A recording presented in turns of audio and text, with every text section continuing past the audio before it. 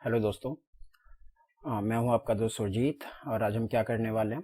हम इग्नू के subject code BCOC 138 cost accounting का असाइनमेंट सॉल्व कर रहे हैं जो कि दिसंबर 2023 तक वैलिड है। क्वेश्चन देखते हैं क्या है।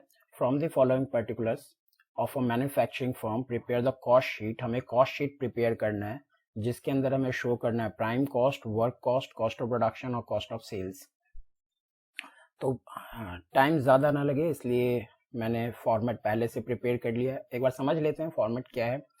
सबसे पहली बात, कॉस्ट शीट बनाने के लिए जब हम कॉस्ट शीट प्रिपेयर कर रहे होते हैं तो हमें सबसे पहले ओपनिंग रॉ मटेरियल की ज़रूरत पड़ती है। साल के दौरान जो भी हमने मटेरियल परचेज किया वो ऐड करते हैं और साल के अंत में जो स्टॉक बच जाता है उसे लेस कर देते हैं। इन तीनों को सॉल्व करके हमें मिलता है raw material consumed. Raw material consume में डायरेक्ट वेज और डायरेक्ट एक्सपेंस ऐड करते हैं, हमें प्राइम कॉस्ट मिल जाता है। प्राइम कॉस्ट में मैं फैक्ट्री ओवरहेड ऐड करता हूँ तो इसके बाद हमें वर्क कॉस्ट या फैक्ट्री कॉस्ट मिल जाता है, वर्क कॉस्ट या फैक्ट्री कॉस्ट मिल जाता है।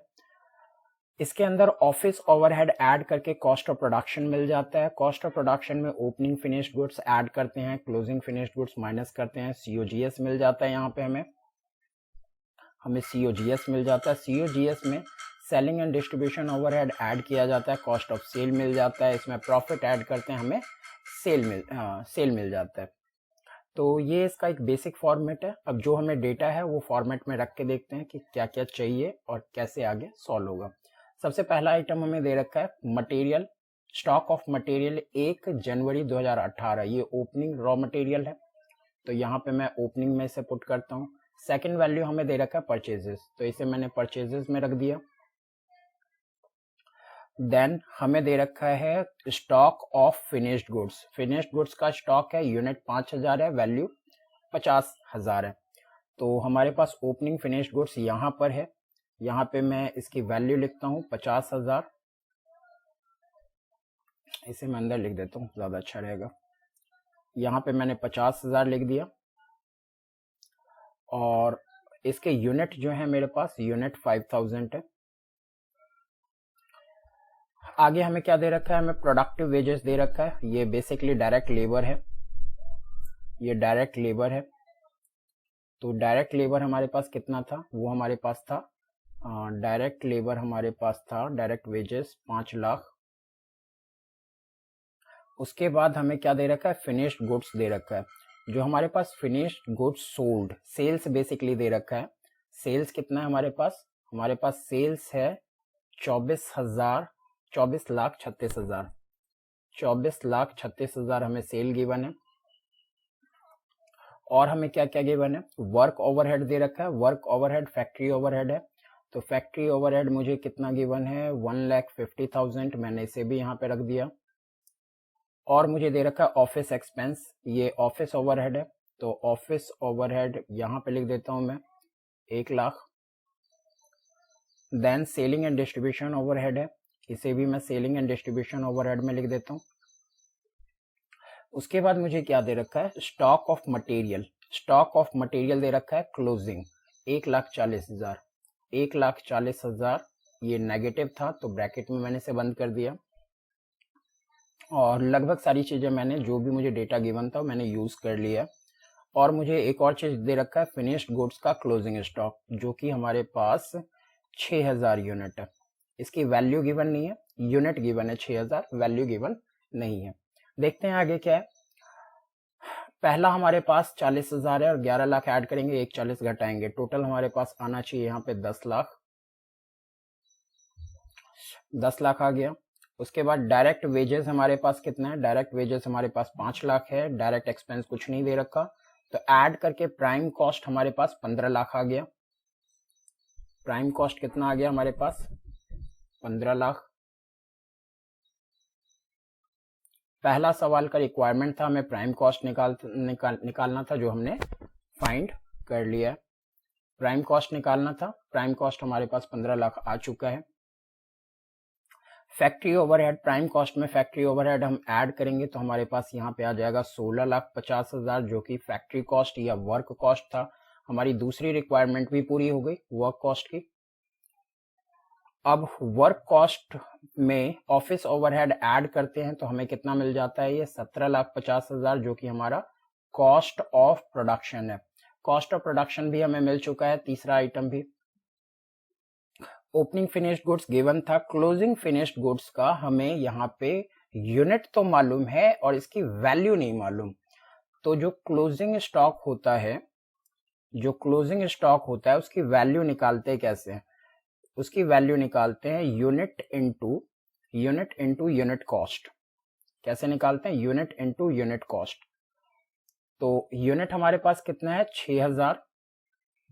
यूनिट कॉस्ट या कॉस्ट पर यूनिट हमें फाइंड करना होगा। कैसे निकालते हैं देख लेते हैं एक बार। इसके लिए बहुत बेसिक आपको एक बात समझनी होगी कि हमारे पास जो भी फिनिश्ड गुड्स है उसका कुछ हमारे पास बिगनिंग ऑफ द ईयर रहा होगा, ओपनिंग फिनिश्ड गुड्स। साल के दौरान हमने कुछ प्रोड्यूस किया होगा, कुछ हमने साल के दौरान सेल किया होगा, और जो बच गया वो हमारे पास क्लोजिंग फिनिश्ड गुड्स होगा। तो ये फॉर्मूला आपको याद रखना है, ये आपके बहुत काम आएगा कि ओपनिंग फिनिश्ड गुड्स यूनिट में है, याद रखिएगा ये सारी वैल्यू यूनिट में है, ये सब कुछ इन यूनिट्स है। तो opening finished goods, unit produced, unit sold, closing finished goods. तो ओपनिंग फिनिश्ड गुड्स मुझे क्वेश्चन में गिवन था 5000 यूनिट। यूनिट प्रोड्यूस मुझे मालूम नहीं है, यूनिट प्रोड्यूस मुझे मालूम नहीं है। यूनिट सोल्ड मुझे क्वेश्चन में गिवन था, जो कि था कितना था, 1,74,000। 1,74,000। और क्लोजिंग फिनिश्ड गुड्स के भी यूनिट हमारे पास थे जो कि 6000 था। तो इसे अगर हम सॉल्व करते हैं तो यूनिट प्रोड्यूस्ड कितना आ जाएगा, यूनिट प्रोड्यूस हमारे पास आ जाएगा 1,75,000। हमें जरूरत किसकी है, हमें जरूरत है यूनिट कॉस्ट की। तो कॉस्ट पर यूनिट निकलता कैसे है, कॉस्ट, ये सेकंड फॉर्मूला है जो आपको ध्यान रखना है। कॉस्ट पर यूनिट का फॉर्मूला होता है cost of production divided by unit produced. तो कॉस्ट ऑफ प्रोडक्शन हमारे पास कितना था, कॉस्ट ऑफ प्रोडक्शन हमने पहले ही निकाला हुआ है 17,50,000, और यूनिट प्रोड्यूस हमने कितना निकाला 1,75,000। तो इसे आप डिवाइड करेंगे तो ₹10 पर यूनिट हमारे पास क्या आ जाएगा, कॉस्ट पर यूनिट कितना आएगा, 10 रुपए। वो 10 यहाँ पे हम रखेंगे तो हमें 60,000 की क्लोजिंग स्टॉक मिल गई। कितनी मिल गई, 60,000 की क्लोजिंग स्टॉक। ये नेगेटिव में है। अब इसे आगे सॉल्व करेंगे तो कितना आएगा, 17,50,000, ये आपका आ जाएगा 17,40,000। कितना आ जाएगा, 17,40,000। उसमें आप ये वैल्यू ऐड करोगे तो कितना आएगा, 0,004,191। ये आपका कॉस्ट ऑफ सेल आ गया। अब हमें सेल मालूम है, कॉस्ट ऑफ सेल मालूम है, दोनों को डिफरेंस कर दीजिए। 2436,000 माइनस 19,14,000, ये माइनस कर दीजिए। जो डिफरेंस होगा वो आपका प्रॉफिट हो जाएगा, वो आपका क्या हो जाएगा, प्रॉफिट हो जाएगा। तो इस क्वेश्चन में 5,22,000 का हमें प्रॉफिट मिल गया। तो ये क्वेश्चन है, आसान क्वेश्चन था, आप इसे देख लीजिए। और इसमें आपको न्यूमेरिकल जो दूसरा क्वेश्चन है इस असाइनमेंट में, वो भी मैं सेकंड वीडियो बना के अपलोड कर दूंगा। और बाकी आपको कंप्लीट सॉल्व असाइनमेंट चाहिए तो डिस्क्रिप्शन में आपको लिंक मिल जाएगा, आप जाइए और विजिट कीजिए, वहाँ पे देखिए क्या है।